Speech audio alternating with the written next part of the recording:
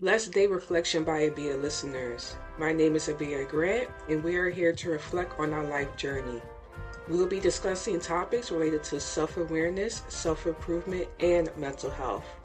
Also, the purpose of this safe space is for us to be free to discuss the ups and downs, celebrate the wins, and talk about ways to improve the lows. So, welcome to this podcast, and I hope you gain something from this time we share together.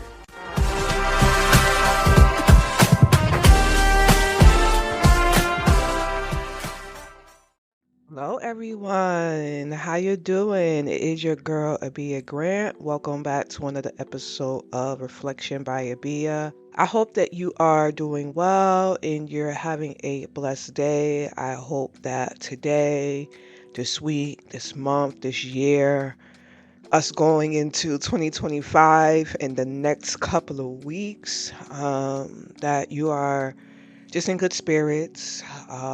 I know for me, I'm looking forward to 2025 because I just I just feel like it's going to be a good year. Like even though it is a odd year, it is going to be a blessed year. We always have to come into the next journey in our life or the next change in our life in a positive mindset, and that is what I choose to do. But like I said, I hope that you guys are doing well. I am doing pretty good. I'm gonna be honest with you guys. Before recording this podcast episode, I was sitting in my chair with the shades open, and it is 6:42 a.m. right now when I'm actually recording. Sorry, this episode.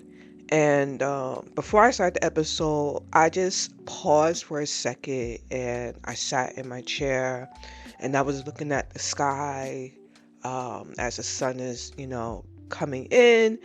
And it was just so beautiful. It was like oranges and yellows and blues. And I just took a moment just to be, just to look at, what God has created, being so grateful to be able to see such a beautiful um, morning sun come in and or sunrise come in, and it was just such a blessing. So I wanted to share that with you guys. So if you do get a moment to just pause and take in the space that you're in and breathing through it, and just connecting to your environment and everything. I'm telling you, it really just uplifts you. And yeah, I just feel very uplifted. So let's get into this week's podcast episode. If you've been listening to the past episodes lately, I've been speaking a lot about relationships. This episode is going to continue speaking about relationships. It's going to focus more on the self-improvement, self-improvement side of things, because I feel that I really want to have this discussion. And obviously, every episode is very personal to me because this is my life. And I'm choosing to, I guess you could say rip the band-aid off and show that sometimes it's a struggle. Sometimes it is a struggle out there in those streets. And I always want to try to do better for myself. So this week's episode, I wanted to dive into interdependence. And you may be wondering what the heck interdependence is. Prior to recording this episode, when I was putting all the notes together, I never even really heard of this word. But this is what I have been doing in my relationship and with my partner. And this isn't necessarily so much focused on, how can I say this? Yes, it's focused on my marriage, but it's not like trying to shine a light on him, I guess you can say, but just a overall relationship dynamics, especially when you have struggled with relying on partners to be there for you, putting a lot of the your reassurance into to them, and not really starting to reinsure yourself first. But like I said, this is not necessarily so much focused on him as an individual, or this just happens to be what I've learned in our particular relationship.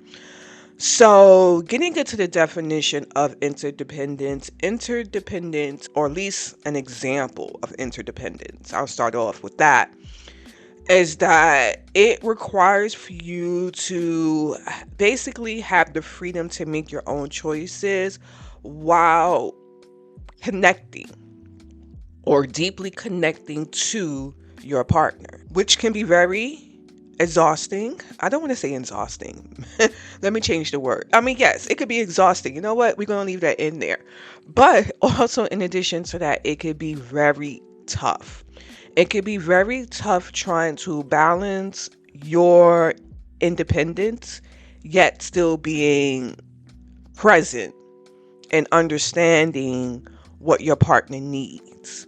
And it's a very unique balance that I can say I have tried to approve upon, but I didn't necessarily know that this is what I was doing. I started implementing certain steps, which I'm going to get into in this episode, but I never really knew that interdependent is what I was actually doing in my relationship now that I've been working on myself.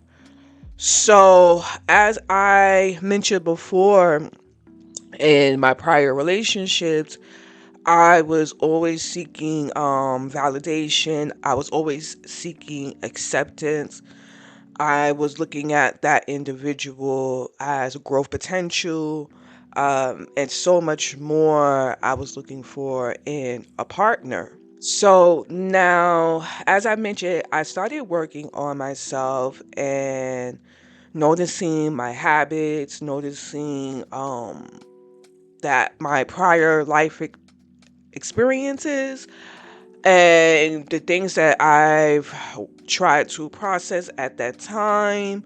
I started to make a lot of changes. I started to make a lot of changes to myself in order to, how can I say, get myself into a better sense of me and who I was. Like, I was building myself back up. Now, at this stage of me building myself back up, and what I later realized when I was now in a marriage and me and my husband were having this conversation, I got into this space of where I felt like I couldn't rely on my partner because this person has never experienced what I've experienced. This person doesn't necessarily, I don't want to say didn't understand me. I just would not let him in. And I was not letting him in due to I was basically putting this armor on and being so self-focused on protecting me that I wasn't necessarily present. Well, I was present. Let me change that. I was not giving him what he needed. I was not relying on him for certain things because I felt like, hey, you were let down before, even though this person is a totally different individual. But again, you were let down before, so why should you put your trust in person? What it started to do was it was kind of like you focus on you and I focus on me kind of situation. And I'm gonna be honest with you, it was very um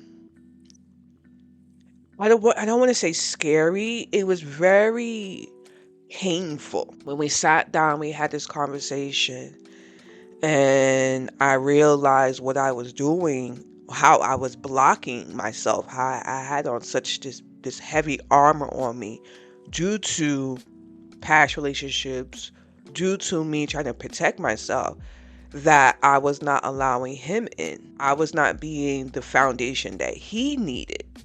You understand what I'm saying? And it was painful. It was painful when we, had that conversation of how he felt, that he couldn't depend on me because I've always, or at least in the time that we've been together, I've been so focused on myself and not really relying on him. So if you are so independent and you're not relying on me, why should I rely on you? And it's still today, I'm gonna be honest with you, a very painful feeling that you have somebody that you care about, that you want to protect them, you want to be there for them, but your past has affected you so tremendously that you're basically tainting your relationship, kind of unknowingly.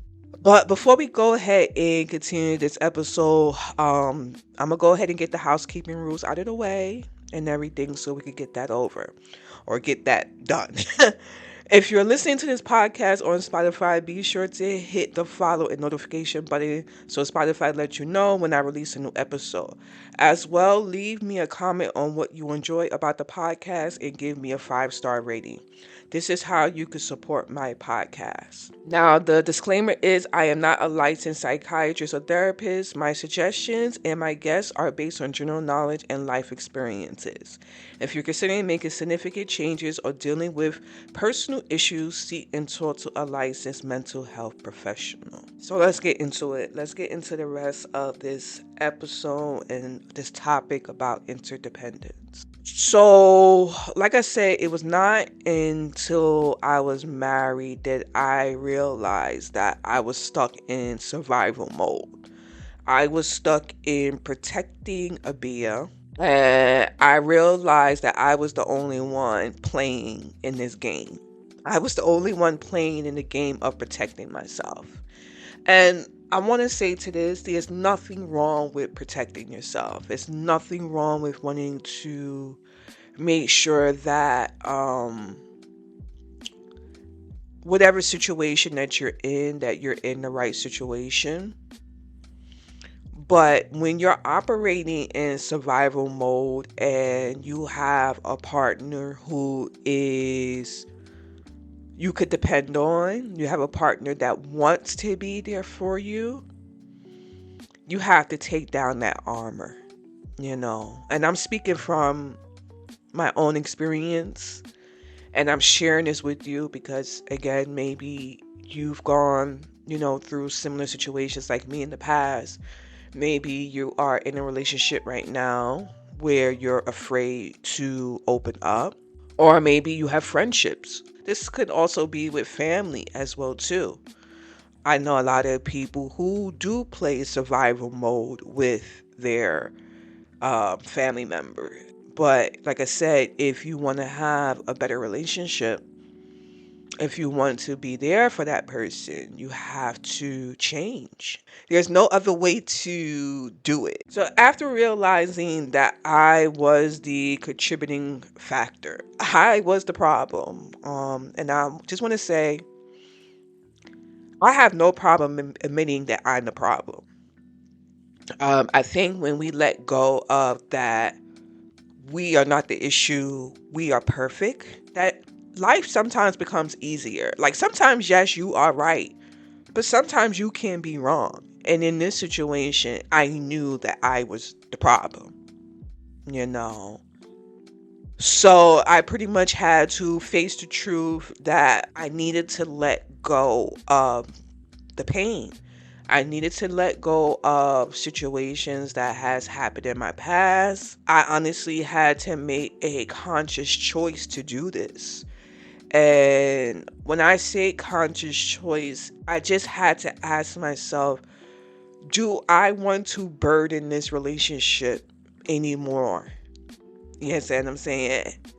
Did I want to now possibly push somebody away who was good for me due to the pain. You understand what I'm saying? And this is also the reason why I mentioned that it's very important that when you get into a relationship with your partner or what have you, that you heal. I want to say for me, I healed prior to my relationship, but I still had unhealed portions of me. And I had to, obviously, talking to you guys, I had to work on those things. I had to work on those things because honestly, I didn't know that this is what I was doing. I know all this sounds like very heavy. And like I said, in reality, it's just you gotta put in the work. You got to make the necessary steps to correct this about yourself. Now, I was pretty much faced with this question of how do I even begin to correct this about me? Up until then, again, as I mentioned before, I was in survival mode. Honestly, I just was always kept putting my guard up. And I don't want to say it was my relationships, but also it was my such the independence that I was brought up in. So I was like, all right, I need to figure out ways in order to break this cycle. I really started thinking about this. And luckily, at this time, when a lot of this happened, this was when I had my anxiety attack, nervous breakdown. We could call it all the things. I was very stressed. At this time, this is when I mean, this conversation was had prior to my breakdown, but it was one of the attributing factors of having to look at myself. Let's go ahead and take a quick break. Hello, everyone. Thank you for tuning into Reflection by Abia. Feel free to check out the podcast Facebook and Instagram page. The links will be available in the show notes. Let's get back to the podcast. So I wanted to share with you guys some of the steps. And I knew that I needed to again break this cycle. So I'm very much like a person where I have to have a game plan. I was like, okay, what ways can I become more focus on myself, focus on my relationship. At the time, I didn't know I was trying to be interdependent, but once I started to list some of the I guess you say roadmap that I use, then you would start to see that, hey, yeah, Abia was being interdependent. Abia was very much trying to save this relationship, trying to save herself, but also save this relationship too. So what I started to do is have open communication. But with open communication, I also started to actively listen. And I started to ask questions. I think that this is so important, especially when you have two different people who are coming from two different upbringings, have been in different relationships. You're trying to learn each other. Like, you're never going to fully know your partner, but you're trying to learn each other. You're trying to figure out what are the things that needs to be addressed. What are the things that, maybe that person doesn't feel necessarily comfortable communicating because you haven't given them a safe place to communicate. So I had to basically, as I mentioned before, ripped off the band-aid. I had to have open communication. I had to actively listen. And actively listening was so important to me because what I would do is I would remember a lot of our conversations. I would jot them down or note them in my phone. And I would talk about them in therapy, because I use that as a tool to gauge, before I could respond. Sometimes, yes, I did respond right away, but there was some moments in which I had to stop, ask the questions, listen, and then come back later and say, you know what, I can't give you the answer right now, but I'll come back to you later and we could, further talk about it. You see what I'm saying? Now, I already mentioned therapy. That was one of my next steps. And I want to say this, guys, as I'm listening to these steps or as I'm going over these steps, these are all the stages that I did. I did one stage, second stage, third stage. Everything I detailed here was the actual process of interdependence without me necessarily knowing that it was actually interdependence.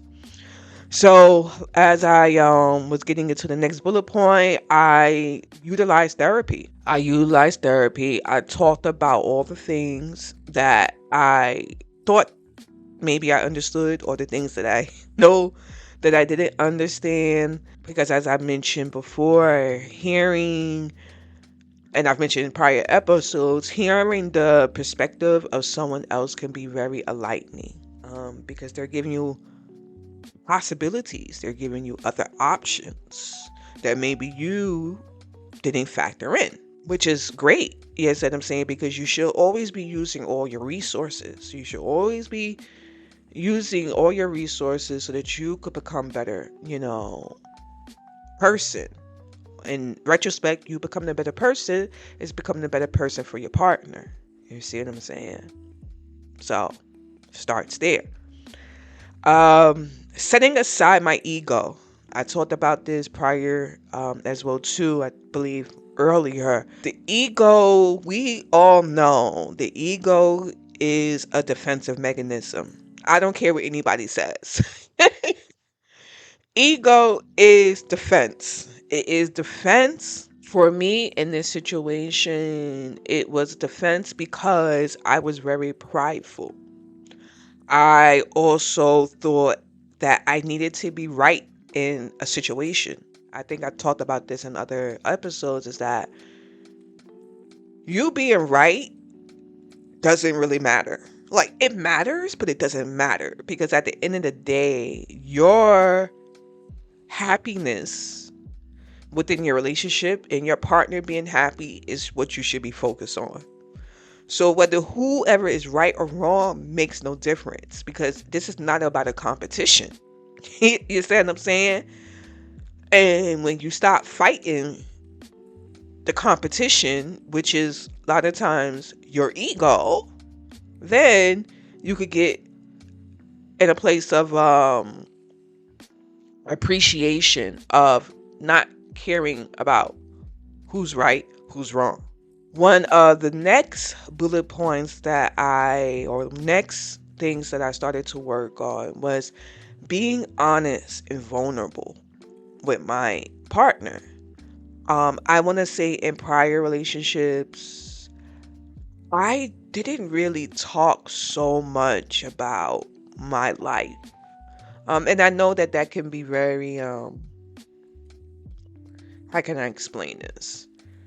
That can be very concerning, because sometimes when you do open up to a person, they can throw it back in your face and be like, well, maybe X, Y, Z is going on because X, Y, and Z happened back when. But I try not to think about that. I had to be honest about who I was. I had to be vulnerable about who I was, because I don't want to say my weakness, because I don't feel like vulnerability or being honest is a weakness, but it was just kind of like I needed to explain that I wasn't perfect. Like, although I tried to put on this front sometimes that I am perfect, I am not perfect. Also, in this space, I was honest with him and explaining that this is a different territory for me. Like, this whole opening up, this whole ripping the band-aid off and everything, that this is definitely a new territory for me. So give me grace with this situation. But also at the same time, I wanted to be vulnerable. I wanted to be honest because I wanted to show my commitment to him. I wanted to show him that I am not disregarding, his feelings, and that I am compassionate. It's scary because it's like, okay, is that person gonna understand? Because again, they done lived a different life than you, and you don't want to be judged. To be honest with you, you don't want to be judged about things that has happened. So one of the next things I did was, in this space of call me out at that moment. And I want to be very, I want to be very careful with this. Call me out in that moment, but call me out in the privacy of us. I'm not talking about call me out in front of your friends, in front of your family members. I'm talking about when we are in the company of each other only, and it's a conversation between me and you. Call me out, because I feel like being upfront and honest in that moment, or maybe it may not even be in that moment, maybe a day later, 2 days later, it's not allowing for it to fester. Whatever situations that may be going on may not need to fester as long as they have in the past, because it's like, all right, I can address it right here, right now. Like, we could talk about it right here, right now. Now, sometimes calling a person out in that moment, it doesn't serve any purpose, because maybe the person is not even in the space to even hear what you got to say. But because I was like, this is one of the things that I need from you. This is one of the things that, we not even I need from you, that we need from each other. Now, I want to say in all of this, guys, you may not use any of these bullet points. You may only use one of these, components. But I just wanted you to have an idea what I did. And I feel like what I have done has worked. But I also at the same time it's worked because my partner wants it to work. We are a team. You see what I'm saying? So it's not like a one-sided situation where I'm doing the work and then it's not reciprocated. So just want to add that in there. All right. So one of the next key components I wanted to talk about was apologize. Apologize. Taking responsibility for your actions or your behavior can really change the direction of your relationship. And I know that a lot of people don't like apologizing because a lot of people don't like being wrong. I don't like being wrong either. I'm going to be honest with you. I don't like being wrong either. But again, as I mentioned before, it's not about a competition. And you should want to apologize. You should, if you did something that your partner didn't like, you should want to show up, be present, and understand what you did wrong, and let that person know that, hey, this was not your intentions and you're sorry. Because again, let's also keep into perspective. We are two different people. So sometimes I know for me, I'll do something and my husband will be like, yo. And I'll be like, what's up? And then he'd be like, well, why did you do X, Y, and Z? And I'd be like, because da da da da. And he'd be like, yeah, I'm not comfortable with that. And then I have to take into account how he feels, process, and try to, we come together to try to make a solution. But sometimes that solution may be me apologizing. I do mess up, but I do have a person who it's not, again, I mean, yes, it's a right and wrong, but that they want to be there to make sure that we are doing what we need to do together. But let's move to the next component. So I have here, be consistent. Demonstrate reliability and the willingness to follow through on promises and commitments. especially those you've discussed together. I know for me, when me and my husband, we have those conversations about expectations of what he wants from me, what I want from him.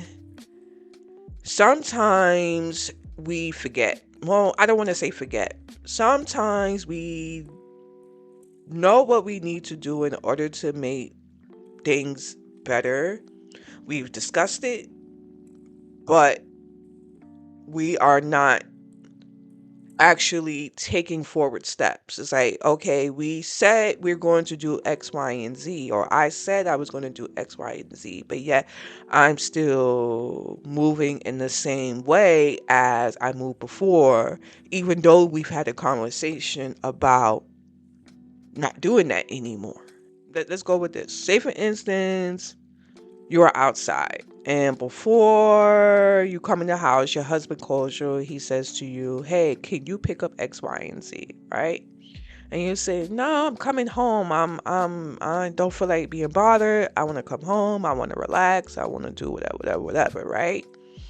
Now you sit down. You have a conversation with your husband. Your husband says, "Well, I don't appreciate, that I asked you to stop at the store or do whatever, and you pretty much was being focusing on yourself is something I really needed you to do, or what have you, and you didn't do it." So now you make this commitment, um, that, you know what, next time I'm out, if you do call me, I am going to stop and I'm going to go get whatever you need to get. I'm going to just, you know, move in a space of not being selfish. Because that's me. I sometimes can be very selfish, right? But then you turn around, your husband calls you a week later, but yet you say, "You know what? I don't feel like going to X, Y, and Z store." You're outside again. "I don't feel like going to X, Y, and Z store. I'm coming home. I don't feel like being bothered." So now you've gone and you've basically made the same error that you've made before. So I say in that space, like, it's very important that if you actually want to change, you gotta really want to change. Like, you can't just be all wordy. Like, you have to put action towards the actual words. So being consistent is it's very necessary to have that interdependence.